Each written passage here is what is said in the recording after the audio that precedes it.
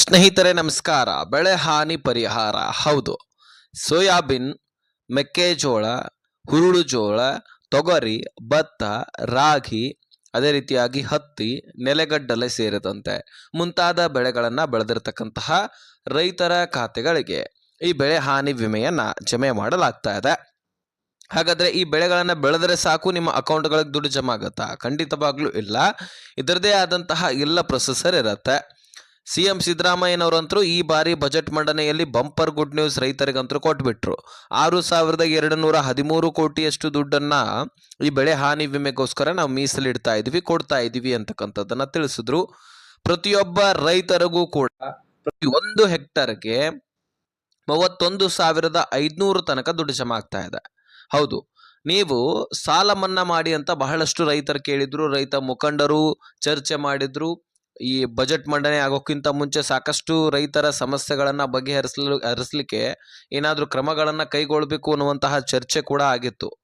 ಹಾಗಾದ್ರೆ ಆ ಚರ್ಚೆಯಲ್ಲಿ ಏನೇನು ಬಗೆಹರಿಸುವಂತಹ ಒಂದು ಘೋಷಣೆಗಳಾದವು, ಏನೇನು ರೈತರಿಗೋಸ್ಕರ ಗುಡ್ ನ್ಯೂಸ್ ಅನ್ನ ಕೊಟ್ಟಿದ್ದಾರೆ, ಈಗ ಮುಖ್ಯವಾಗಿ ಬೆಳೆ ಹಾನಿ ಪರಿಹಾರಕ್ಕೋಸ್ಕರ ಏನೇನು ವ್ಯವಸ್ಥೆ ನಡೀತಾ ಇದೆ, ಇನ್ನು ಜಂಟಿ ಸರ್ವೆ ಕೂಡ ಆಗೋದು ಅತಿ ಅವಶ್ಯಕ. ಮುಖ್ಯವಾಗಿ ಇದು ತಿಳ್ಕೊಳ್ಬೇಕು ನೀವು. ಜಂಟಿ ಸರ್ವೆ ಆದ್ರೆ ಮಾತ್ರ ನಿಮಗೆ ಈ ದುಡ್ಡು ಜಮಾ ಆಗ್ಲಿಕ್ಕೆ ಸಾಧ್ಯ. ಹಾಗಾದ್ರೆ ಬನ್ನಿ ಸ್ನೇಹಿತರ, ಈ ವಿಷಯದ ಕುರಿತಾಗಿ ಸಂಪೂರ್ಣ ಮಾಹಿತಿಯನ್ನ ಈ ವಿಡಿಯೋದಲ್ಲಿ ನಿಮಗೆ ಒದಗಿಸಿ ಕೊಡುವಂತಹ ಪ್ರಯತ್ನ ಮಾಡ್ತೀನಿ. ನೀವು ಈ ವಿಡಿಯೋನ ಆದಷ್ಟು ಕೊನೆವರೆಗೂ ವಾಚ್ ಮಾಡಿ. ಸ್ನೇಹಿತರೆ, ಬೆಳೆ ಹಾನಿ ಪರಿಹಾರದಲ್ಲಿ 6,213 ಕೋಟಿಯಷ್ಟು ದುಡ್ಡನ್ನ ಮೀಸಲಿಡಲಾಗಿದೆ.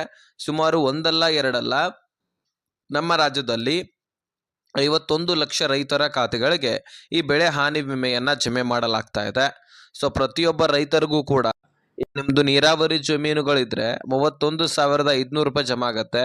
ಇನ್ನು ಕಡಿಮೆ, ಈಗಾಗಲೇ NDRF ಕುಸ್ಕಿ ಜಮೀನುಗಳು ಕೂಡ ಇರ್ತವೆ. ಅಂತಹ ಒಂದು ಭೂಮಿಗಳಿಗೆ 8,500ರಿಂದ ಪ್ರಾರಂಭವಾದ್ರೆ 21,500 ತನಕ ಜಮಾ ಆಗತ್ತಂತೆ. ಸಾಲ ಮನ್ನಾ ಆಗೋದ್ರ ಬಗ್ಗೆನೂ ಕೂಡ ಬಹಳಷ್ಟು ರೈತರು ಕೇಳ್ತಾ ಇದ್ದೀರಿ. ಸ್ನೇಹಿತರೆ, ಈ ಬಜೆಟ್ ಮಂಡನೆ ಆಯ್ತಲ್ವಾ ಮಾರ್ಚ್ 6ನೇ ತಾರೀಕು, ಅದಕ್ಕಿಂತ ಮುಂಚಿತವಾಗಿ ಬಹಳಷ್ಟು ಚರ್ಚೆ ಆಗ್ತದೆ. ರೈತ ಮುಖಂಡರು ಕೂಡ CM ಅವರ ಜೊತೆಗೆ ಮಾತುಕತೆ ಮಾಡಿರ್ತಾರೆ, ರೈತರ ಸಮಸ್ಯೆಗಳ ಬಗ್ಗೆ ಚರ್ಚೆ ಮಾಡಿರ್ತಾರೆ. ಇನ್ನು ರೈತರಿಗೆ ಏನೇನು ಸಮಸ್ಯೆಗಳಿದಾವೆ ಅದನ್ನ ಬಗೆಹರಿಸಬೇಕನ್ನುವಂತಹ ಒಂದು ಮನವಿ ಕೂಡ ಆಗತ್ತೆ. ರೈತರ ಈಗಾಗಲೇ ಬೆಳೆಗಳನ್ನ ಬೆಳೆದಿರ್ತಾರಲ್ಲ, ಸೊ ಆ ಬೆಳೆಗಳು ಇನ್ನೂ ಫಲವತ್ತತೆಯನ್ನ ಹೊಂದಲಿಕ್ಕೆ ಏನೇನು ಕ್ರಮಗಳನ್ನ ಕೈಗೊಳ್ಳಬೇಕು, ಹೀಗೆ ಹಲವಾರು ನಾನಾ ರೀತಿಯಲ್ಲಿ ಚರ್ಚೆಗಳಾಗ್ತವೆ.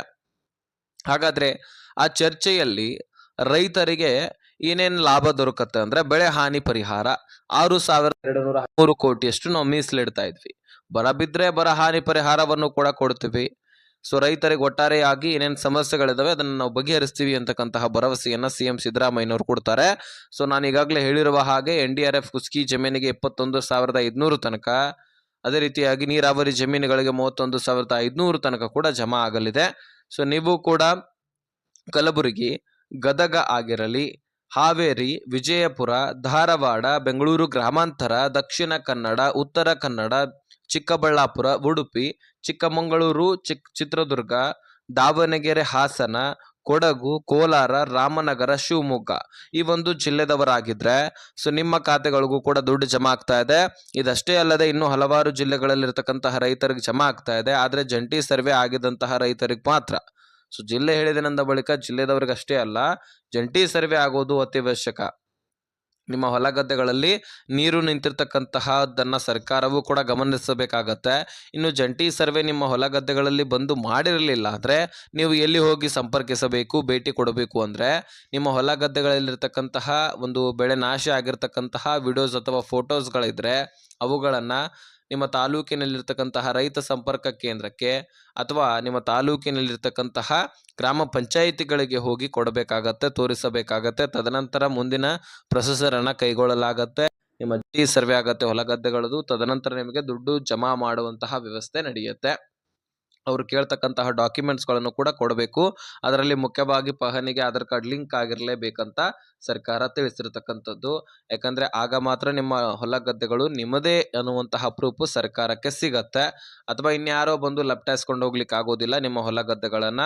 ಅದನ್ನ ಈಗಾಗಲೇ ಸಾಕಷ್ಟು ಕಡೆ ನೀವು ಕೇಳಿರ್ತೀರಿ, ಯಾರ್ದೋ ಆಸ್ತಿಯನ್ನ ಇನ್ಯಾರೋ ಬಂದು ಮಾರಾಟ ಮಾಡೋದು, ಲಪಟಾಯಿಸ್ಕೊಂಡು ಹೋಗೋದು ಈ ರೀತಿಯೂ ಕೂಡ ಸಾಕಷ್ಟು ಕಡೆ ನಡೀತಾ ಇರುತ್ತೆ. ಹಾಗಾಗಿ ಡಾಕ್ಯುಮೆಂಟ್ಸ್ಗಳನ್ನ ಕ್ಲಿಯರ್ ಆಗಿ ಇಟ್ಕೊಳ್ಳಿ ಅಂತ ಸರ್ಕಾರ ಮುನ್ನೆಚ್ಚರಿಕೆ ಕೊಟ್ಟಿದೆ.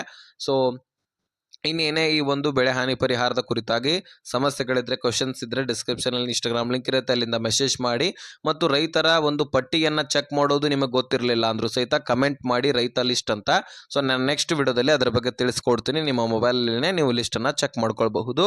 ಹಾಗಾದ್ರೆ ವಿಡಿಯೋ ನೋಡಿದ್ದಕ್ಕೆ ಧನ್ಯವಾದ. ಈ ವಿಷಯವನ್ನ ಆದಷ್ಟು ಎಲ್ಲ ರೈತರಿಗೆ ಶೇರ್ ಮಾಡಿ, ಹಾಗೆ ಸಬ್ಸ್ಕ್ರೈಬ್ ಮಾಡ್ಕೊಳ್ಳಿ.